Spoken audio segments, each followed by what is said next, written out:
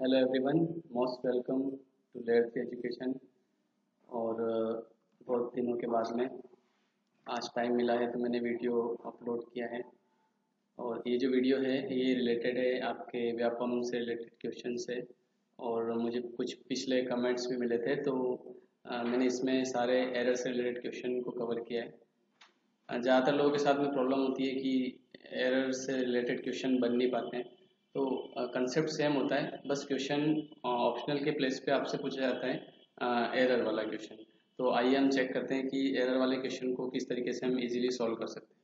इसके पहले भी मैंने बहुत सारे वीडियोस अपलोड किए हैं तो वहाँ से भी आप सारे वीडियोस देख सकते हैं, जिसमें मैंने एरर से रिलेटेड और कुछ वोकेबलरी और कुछ क्वेश्चन जो प्रीवियस व्यापम एग्जाम में पूछे हुए हैं वो सारे वीडियोस में कवर किए। और चलिए हम स्टार्ट करते हैं फर्स्ट क्वेश्चन के साथ में। हमारा जो फर्स्ट क्वेश्चन है, a man is the only creature that is endowed with the faculty of reasoning. चलिए, तो इस सेंटेंस में क्या एरर हो सकता है आप लोग चेक कीजिए। आप वीडियो को 2 मिनट पॉज कर सकते हैं, देन मैं आपको इसका एक्सप्लेनेशन बताता हूँ कि इसमें क्या एरर हो सकता है। तो चलिए मैं एक्सप्लेनेशन कंटिन्यू करता हूँ, आप वीडियो को पॉज करके इसका एरर फाइंड आउट कर सकते हैं। तो ये जो क्वेश्चन है ये आर्टिकल चैप्टर से लिया हुआ है। जब भी हम किसी भी नाउन की पूरी जाति का बोध कराते हैं तो उस केस में हमको उस नाउन के साथ में आर्टिकल द का यूज़ करना होता है। जैसे कि ये नीचे मैंने एक्सप्रेशन में लिखा है कि the cow is a useful animal. तब यहाँ पे कोई एक ही काउ यूजफुल नहीं होती है, सारी काउ यूजफुल होती है। और उसी तरीके से नेक्स्ट सेंटेंस है the cat likes animal, sorry the cat likes milk. तो अब यहाँ पे कोई एक ही बिल्ली दूध पसंद नहीं करती है, सभी बिल्लियों को दूध पसंद होता है। इसलिए ये जो सेंटेंस है इसमें काऊ भी पूरी जाति को शो कर रहा है और ये जो कैट नाउन है ये भी पूरी जाति को बता रहा है। तो इसलिए हमने इसके साथ में यूज किया है द। तो जब भी कोई भी नाउन, जैसे कि बहुत सारे सेंटेंस होते हैं कि the sheep is the एनिम is the sorry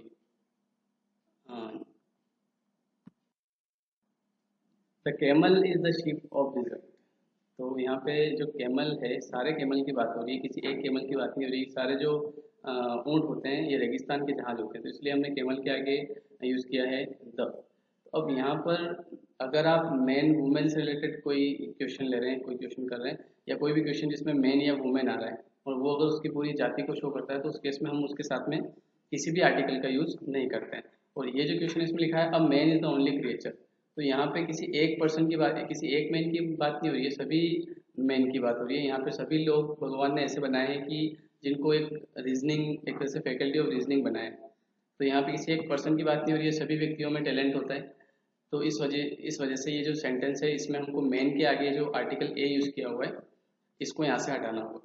तो कभी भी अगर कोई भी क्वेश्चन जिसमें मैन या वुमेन उसकी पूरी जाति को शो करते हैं तो उस केस में आपको किसी भी आर्टिकल का यूज नहीं करना होता है। ये एक तरह से एक्सेप्शन होता है। अगर अदर कोई नाउन है जैसे काऊ, कैट, कैमल, तो ये जब पूरी जाति को शो करते हैं तो इनके पहले आपको आर्टिकल द का यूज करना होता है।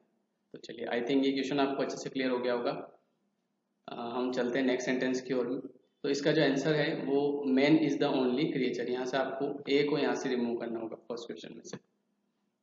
चलिए, तो इसके ए पार्ट में एरर हो गया, आपको ये समझ में भी अच्छे से आ गया होगा। चलते हैं नेक्स्ट सेंटेंस की ओर। हमारा जो अगला क्वेश्चन है, अब आपको लग रहा होगा ये तो सेम क्वेश्चन आ गया अगला वाला भी। आप इसको एक बार चेक कीजिए कि इसमें क्या एरर हो सकता है, क्योंकि ये जो सेंटेंस है बहुत ही इंपॉर्टेंट सेंटेंस है। A man is the only person that can love and think. तो ये सेंटेंस भी अभी जो मैंने आपको कंसेप्ट बताया उसी से रिलेटेड है कि यहाँ पे मैन के बारे में बात हो रही है कि man is the only person that can love and think. तो किसी कोई एक ही पर्सन ऐसा नहीं होता है जो सोच सकता है, सारे पर्सन सोच सकते हैं, सारे मैन सोच सकते हैं। तो यहाँ पर मैन की पूरी जाति को शो कर रहा है ये सेंटेंस, तो इसमें भी हमको किसी भी आर्टिकल का यूज नहीं करना है। तो यहाँ से भी आपको फर्स्ट वाले सेंटेंस में से द को रिमूव करना होगा। तो ये सेंटेंस हो जाएगा man is the only person that can love and think.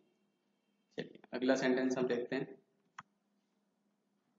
Man is the only person who can love and think. अब ये सेंटेंस भी आपको सेम टू सेम लग रहा होगा, लेकिन इसमें आप एरर फाइंड आउट कीजिए, एरर क्या हो सकता है। इसमें मैंने थोड़ा सा चेंज किया है और ये जो सेंटेंस है इसमें 3 से 4 कम से कम एरर बनते हैं। तो ये सेंटेंस अगर आप पूरा अच्छे से याद कर लेते हैं तो आपको इजीली 3 से 4 एरर मिल सकते हैं। चलिए चेक करते हैं। Man is the only person who can love and think. तो यहाँ पे हम हु का यूज करते हैं किसी पर्सन के लिए, और यहाँ पे पर्सन भी आ रहा है, बट अगर किसी सेंटेंस में द ओनली का यूज होता है तो उस केस में हमको यूज करना होता है दैट। तो ये जो सेंटेंस है इसमें हु को हटा के और आपको यूज करना होगा दैट। और उसके पहले वाले सेंटेंस भी आप चेक कर सकते हैं, उसमें दैट का यूज प्रॉपरली किया हुआ था, लेकिन इसमें मैंने थोड़ा सा क्वेश्चन चेंज कर दिया है। तो यहाँ पर सेंटेंस हो जाएगा। अब यहाँ पे देखिए मैन के सामने कोई आर्टिकल नहीं है, तो हमको मैन के साथ में किसी आर्टिकल की जरूरत भी नहीं है। और यहाँ पर अगर इस सेंटेंस में आया है द ओनली, और जब भी किसी सेंटेंस में द ओनली या द सेम आता है तो उस केस में हमको यूज करना होता है दैट। तो ये जो सेंटेंस है इसके बी पार्ट में एरर हो जाएगा कि हु के प्लेस पे आपको यूज करना होगा दैट। चलिए आई थिंक ये सेंटेंस आपको अच्छे से क्लियर हो गया होगा। अगले सेंटेंस पे हम चलते हैं। Man is a only person that can love and think. अब आप सोच रहे हैं कि ये तो सेम टू सेम क्वेश्चन हमको बताते जा रहे हैं, लेकिन मैंने आपको थोड़ी देर पहले बताया था कि ये जो सेंटेंस है इसमें कम से कम 4 एरर हो सकते हैं। अब इस सेंटेंस में आप देखिए मैन इज अ ओनली इसने लिखा है, तो ओनली के पहले हमेशा आपको यूज करना होता है द। तो कभी भी अगर कोई क्वेश्चन आता है तो ओनली अगर आता है तो उसमें आपको आर्टिकल यूज करना होगा द। तो यहाँ पे ये पूरा सेंटेंस आपको अच्छे से क्लियर हो गया होगा कि मैन के सामने आपको कोई भी आर्टिकल यूज नहीं करना है। रूल नंबर फर्स्ट, जब भी मैन अगर पूरी जाति को शो करता है। रूल नंबर सेकंड कि आपको द ओनली इस सेंटेंस में आ रहा है, द ओनली की वजह से यहाँ पे हु के प्लेस पे यूज करना होगा दैट। और अगर क्वेश्चन आ जाता है कि ओनली अ ओनली, तो ओनली के पहले आपको अ हटा के वहां पे यूज करना होगा द, क्योंकि ओनली के पहले कभी भी अ का यूज नहीं होता है। चलिए तो आई थिंक ये चारों क्वेश्चन आपको अच्छे से क्लियर हो गए होंगे। सो हम चलते हैं 5वें क्वेश्चन की ओर। हमारा जो अगला क्वेश्चन है, if he will ask me for help I will definitely help him. आपने मेरे अगर पुराने वीडियोस देखे हैं तो उसमें मैंने इस रूल को अच्छे से क्लियर किया है कि जब भी कोई दो फ्यूचर की इवेंट होती है तो उस केस में जो फर्स्ट इवेंट होती है उस फर्स्ट इवेंट में हमको प्रेजेंट सिंपल टेंस यूज करना होता है, क्योंकि दो फ्यूचर इवेंट में दो फ्यूचर टेंस को यूज नहीं किया जा सकता है। तो फर्स्ट इवेंट के साथ में प्रेजेंट सिंपल और सेकेंड इवेंट के साथ में फ्यूचर सिंपल टेंस का यूज होता है। या फिर आपको मैंने एक ट्रिक भी बताई थी कि कुछ वर्ड्स होते हैं कंडीशनल वर्ड्स, जैसे कि if, unless, until and when. तो इनके बाद में अगर कोई भी फ्यूचर जैसे विल या शेल आता है तो आपको उसको वहां से रिमूव करना है। सो सिंपल तरीके से आपका हो जाएगा। तो यहाँ पे if he will ask me, इस में से आपको इस पार्ट में से विल को हटाना है और आस्क में एस लगाना पड़ेगा, क्योंकि जब आप प्रेजेंट सिंपल टेंस लेते हो तो सिंगुलर सब्जेक्ट जब होता है तो उसमें वर्ब में आपको एस या एस को ऐड करना होता है। तो आप इस सेंटेंस को एक ट्रिक के तरीके से भी याद रख सकते हैं कि जब भी कभी इफ, अनलेस, अनटिल या व्हेन आता है तो इसके बाद में अगर आपको विल या शेल दिखता है तो आपको डायरेक्टली उसको वहां से रिमूव करना है। चलिए हम मूव करते हैं नेक्स्ट सेंटेंस की ओर। Until the train will not get the signal, it will not leave the platform। अब ये जो सेंटेंस है अभी जस्ट जो मैंने आपको समझाया है उसी से रिलेटेड क्वेश्चन है। Until के बाद में वैसे भी इसमें एक और रूल है कि until unless जो वर्ड होते हैं ये नेगेटिविटी को शो करते हैं और इनके साथ में हमको नॉट का यूज नहीं करना होता है। तो इस सेंटेंस में आप एरर इजीली बता सकते हैं कि until वाले सेंटेंस में इसने नॉट का यूज किया है तो यहाँ पे नॉट हटेगा।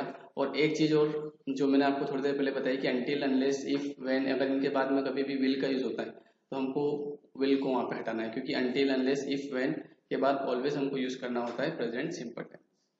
चलिए तो ये सेंटेंस भी आपको अच्छे से क्लियर हो गया होगा। मूव करते हैं नेक्स्ट सेंटेंस की ओर। अगला जो क्वेश्चन है, he has been watering the plants since 2 hours। तो ये जो सेंटेंस है इसमें आप फाइंड आउट कीजिए क्या एरर हो सकता है। बहुत एक सिंपल सा एरर है इस सेंटेंस में। ये जो सेंटेंस है ये प्रेजेंट परफेक्ट कंटिन्यूअस टेंस से लिया हुआ है। He has watering the plants since 2 hours। तो आपको पता होगा कि जब टाइम ड्यूरेशन होता है तो उसके साथ हमको यूज करना होता है फॉर, और जब कोई पॉइंट ऑफ टाइम होता है तो उसके साथ हमको यूज करना होता है सिंस। तो ये जो सेंटेंस है इसमें ड्यूरेशन दी है 2 hours, और 2 hours के साथ में आपको यूज करना होगा फॉर। और जब भी कभी कोई पॉइंट ऑफ टाइम आता है, जैसे कि मैं मॉर्निंग से पढ़ा रहा हूँ तो morning is a point of time and with the point of time we have to use since. और अगर कोई ड्यूरेशन आता है जैसे 2 hours, 2 days, 3 days, जैसे कि मान लीजिए आप बस स्टैंड पे खड़े हैं और आप किसी का वेट कर रहे हैं और आपको बताना पड़ रहा है कि मैं 2 घंटे से किसी का वेट कर रहा हूँ, तो ये जो 2 घंटे हैं ये आपका टाइम ड्यूरेशन हो जाता है। और with the time duration we have to use for. और अगर आप बोल रहे हैं कि मैं सुबह से यहाँ खड़ा हूँ तो वो एक पॉइंट ऑफ टाइम हो जाता है, और पॉइंट ऑफ टाइम के साथ हमको यूज करना होता है सिंस। चलिए तो ये कंसेप्ट आपको अच्छे से क्लियर हो गया होगा। और इससे रिलेटेड क्वेश्चन इस बार एसआई में बहुत ज़्यादा पूछे हुए हैं, तो आप इसको अच्छे से नोट डाउन भी कर लीजिए ताकि आगे आने वाले एग्जाम में आपको हेल्प मिले। चलिए नेक्स्ट सेंटेंस की ओर मूव करते हैं। अगला sentence, if we will catch a flight instead of train will surely arrive on time. अब ये जो सेंटेंस है, अभी थोड़ी देर पहले मैंने आपको बताया था कि इफ, अनटिल, अनलेस, व्हेन के बाद अगर विल आता है तो आपको उसको रिमूव करना है। तो इस सेंटेंस में भी सेम एरर है। तो इफ के बाद में जो विल है उसको आप रिमूव कर दीजिए तो इजीली आपका एरर क्लियर हो जाएगा। तो यहाँ पे ये सेंटेंस भी आपको अच्छे से क्लियर हो गया होगा। इससे रिलेटेड मैंने 3 क्वेश्चन लिए हैं और ये क्वेश्चन भी हर पेपर में पूछा हुआ है। इस बार जो एरर आए थे उसमें टेंस की एरर सबसे ज़्यादा थी, जैसे कि इससे पहले जो आपने क्वेश्चन किया था सिंस 4, वो भी एक टेंस से रिलेटेड क्वेश्चन है। और ये वाला जो जो हमने किया है अभी पिछले 3 क्वेश्चन, विल को हटाना है या शेल को हटाना है, तो ये भी टेंस में रियल नंबर फर्स्ट कंडीशन से लिया हुआ है। चलिए नेक्स्ट सेंटेंस देखते हैं। ये जो क्वेश्चन है ये प्रीपोजिशन चैप्टर से लिया हुआ है। A journey by the road is very comfortable. और बहुत सिंपल सा एरर है इसमें। जब भी कभी कोई बाय और उसके बाद में मीन्स ऑफ ट्रांसपोर्टेशन का यूज़ करते हैं तो उसके बीच में हमको कोई भी आर्टिकल यूज़ नहीं करना होता। और ये जो सेंटेंस है इसमें इसने लिखा है कि बाय द रोड, तो बाय और रोड के बीच में किसी भी आर्टिकल का यूज़ नहीं होगा। तो यहाँ से आपको द को रिमूव करना है तो आपका एरर इजीली सॉल्व हो जाएगा। जब भी हमसे कोई पूछता है कि भाई आप कैसे आए हो तो हम बोलते हैं कि बाय बस, बाय ट्रेन। हम कभी ये नहीं बोलते कि बाय द बस या बाय द ट्रेन। तो उसी तरीके से बाय रोड, बाय बस, बाय ट्रेन, बाय एयर, तो इस तरीके से आपको इसके बीच में किसी भी आर्टिकल का यूज नहीं करना है। चलिए मूव करते हैं नेक्स्ट सेंटेंस की ओर। हमारा जो अगला सेंटेंस है, a bad tree does not yields good apples. ये इसमें भी बहुत सिंपल सा टेंस का एरर है, तो आप फाइंड आउट कीजिए क्या एरर हो सकता है, फिर मैं आपको बताता हूँ। देखिए ये जो क्वेश्चन है इसमें डज नॉट के बाद में इसने लिखा है यील्ड्स, दैट मीन्स कि वर्ब के साथ में एस को यूज किया है। तो जब भी कभी डू नॉट, डज नॉट या डिड नॉट आता है तो इसके बाद में हमेशा वर्ब की फर्स्ट फॉर्म का यूज होता है, क्योंकि उसमें ये ना तो एस या यस का और ना ही उसमें उसको हम सेकंड फॉर्म बनाते हैं। तो does not, do not, did not, इनके बाद में जो वर्ब आती है आपको उसको फर्स्ट फॉर्म में लेना है। आई थिंक ये सारे क्वेश्चन आपको अच्छे से क्लियर हो गए होंगे। और अगर आपको ये वीडियो अच्छा लगा तो प्लीज़ आप कमेंट कीजिए ताकि मैं आगे और भी वीडियो अपलोड करता रहूँ। और अगर आपने अभी तक हमारा चैनल सब्सक्राइब नहीं किया है तो प्लीज़ सब्सक्राइब इट, ताकि जब भी मैं कोई नया वीडियो